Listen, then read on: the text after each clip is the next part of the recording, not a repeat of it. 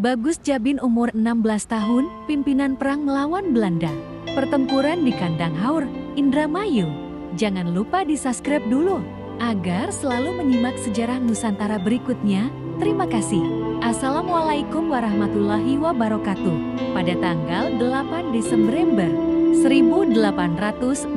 sekitar 4 bulan setelah Jawa diserahkan kembali dari Britania kepada Belanda, beredar kabar bahwa sekitar 2.500 orang penduduk yang berasal dari Karawang, Ciasem dan Pamanukan dengan bersenjata lengkap berusaha mengadakan perlawanan terhadap Belanda.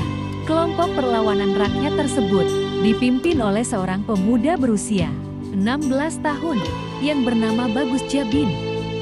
Bagus Jabin merupakan keponakan dari Bagus Rangin yang telah dihukum mati oleh pemerintah kolonial Britania pada tanggal 12 Juli tahun 1812 di wilayah Karangsambung. Kelompok Bagus Jabin berkumpul di Loh Bener dan berniat untuk menyerang Kandang Haur. Alasan penyerangan adalah untuk menggulingkan kepala daerah yang bekerja sama dengan Belanda, menuntut Belanda menghentikan sistem upeti dan mengurangi pajak. Pada tanggal 9 Desember 1816 kelompok Bagus Jabin berhasil menduduki Kandang Haur. Mendengar berita pendudukan Kandang Haur, Presiden Belanda untuk Cirebon yaitu Willem Nicolaas Servatius segera mengepung wilayah Kandang Haur selama 10 hari. Presiden Willem Nicolaas Servatius kemudian memberikan peringatan agar Bagus Jabin segera menyerahkan diri. Namun peringatan Presiden Willem Nicolaas Servatius tidak ditanggapi. Maka pada tanggal 20 Desember 1816 Residen segera menyerang Kandang Haur dari arah Losarang Timur. Serangan Residen Willem Nicolaas Servatius dapat ditahan oleh kelompok Bagus Jabin.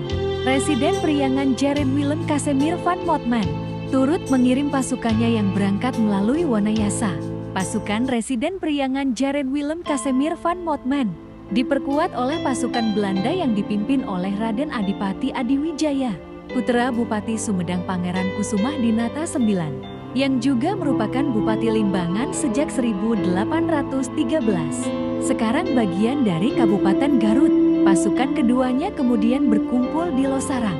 Selain dari Priangan dan pasukan Raden Adipati Adiwijaya, Belanda juga turut mengirim pasukan dari Semarang sebanyak 160 orang, serta pasukan dari Bengawan Wetan, Palimanan, yang dipimpin oleh Raden Tumenggung Nitidiningrat.